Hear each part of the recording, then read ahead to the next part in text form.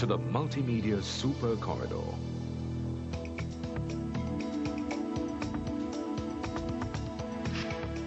They have different kinds of challenges. They are a larger country, so they focus on a specific corridor to begin with. For harnessing the full potential of multimedia.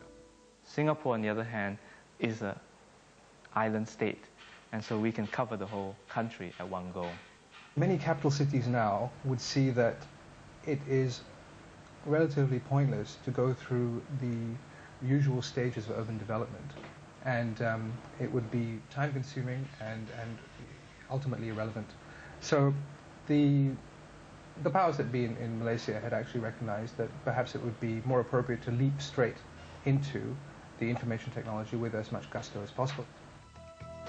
Physically, the MSC is a 15 by 50 kilometer greenfield corridor, which includes, among others, Technology Park Malaysia, the Petronas Twin Towers, the Kuala Lumpur International Airport, and two of the world's first smart cities, Putrajaya and Cyberjaya. The MSC designated areas are linked by a first-class transportation system to sea and airports, creating an integrated logistics hub for rapid product distribution.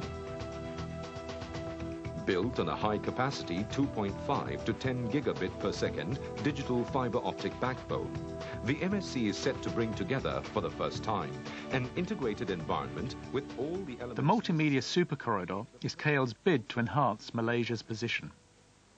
One of its originators was Dr. Azman, now Chief Executive of Mimos, a founder company within the MSC. If I were to describe the value proposition of the MSC, perhaps you see the uniqueness of what we undertook to do.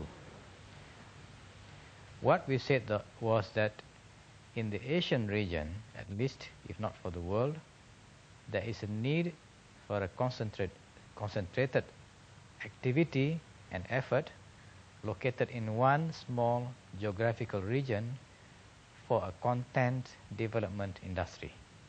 There wasn't one. Right? So we saw immediately there was an opportunity, a niche area.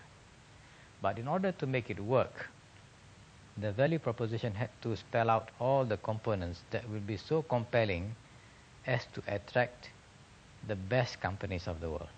Join us in the multimedia super corridor. The way in which it had worked on its policy was to adopt what I would say is, let's take a smart pill idea. And the smart pill in this case would have been to bring certain industries represented by big name companies, Microsoft, Sun Microsystems, all of these people, invite them in here, give them tax breaks, provide a tax haven, give them a location, create a fiber optic network that stretches for some 15 or 20 miles between KL City Centre proper and Kuala Lumpur International Airport, a corridor of intense activity that is geared specifically to that industry, and set a stage for that activity that would immediately compete with other areas around the world. The multimedia supercorridor is still under construction. Attracting the best companies in the world has proved to be a slow process, but no one can fault the project for the scale of its ambition. Cyberjaya is a greenfield site. There's nothing on the ground except jungle or palm trees. So you can purpose build the whole thing from the beginning.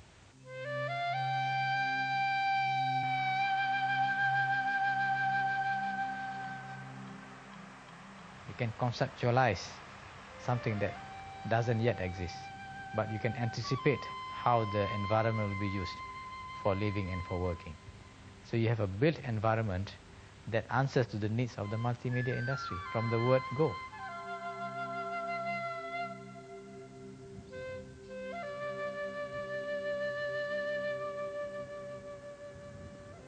Singapore, of course, has an incredible head start because it's been doing this, or at least the policy was originally crystallized, I think, about 15 or 20 years ago when they identified this niche in the region and in the global market. Kuala Lumpur, as I said, popped this pill and is trying to catch up. But the whole steroid effect doesn't seem to be moving as quickly because there is the population has to become educated very quickly. Educated not only in terms of the skills that are involved in managing and handling this technology, but also in understanding the worth of the technology. Two cities, 100 miles apart, with the same desire to be the smartest city in the region. So does this story of Western-style aspiration explain both KL and Singapore? Not really. What we found was something rather more complex than that.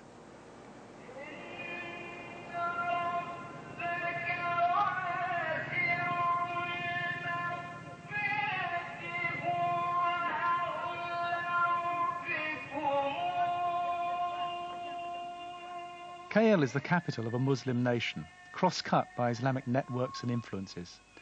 We wanted to find out what impact they'd had on the development of the MSc and KL's leap into the information age.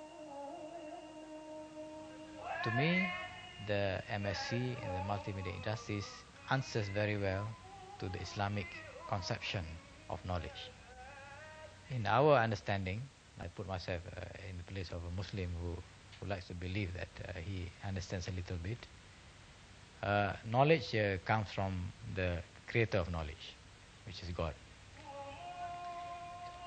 If you want to make use of the technology well, you will have to deal with the content. And that content must respond to your values, to your cultural values, to your philosophy of life. And what we see as a problem in the present situation is that most of the content is coming from sources that do not appreciate this connection, this need to relate to the creator and so on. So the simple answer I can give you is that we need to create our own content. Obviously, nobody is going to give it to us. And by creating this industry in Malaysia, we are able now to manage it to suit our needs. Weaving an Islamic content into the technology of the future is part of the long-term strategy for Asman and others. The integration of spiritual values into everyday life is something often taken for granted in KL. This is actually one of the few Islamic buildings in Kuala Lumpur, primarily because it is a mosque. And in fact, right next to it, you see the railway station has some very key Moorish architecture attached to it, although that was built by the British. But I think architecture generally in Kuala Lumpur has a very thin veneer of Islam attached to it. The whole of the city is based more around a kind of secular Islam. And the secularity is what comes through in the architecture more than the Islamic nature of things. KL's Islamic influences are woven into the modern fabric of city life.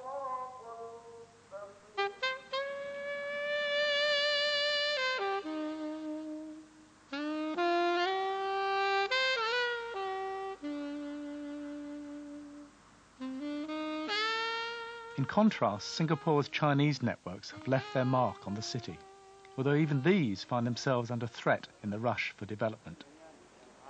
Talking to architect Richard Ho, he drew our attention to the history of the Chinese in Singapore and the ways of life involved. This is one of the last shop houses in Singapore, still in its original state. And as you can see, it's very much divided up into little cubicles. There are lots of things everywhere. The nostalgic part is not the emotional part that we should learn in this example. Most of them were originally shops on ground level. The families live upstairs. So there's always this sense of living and working where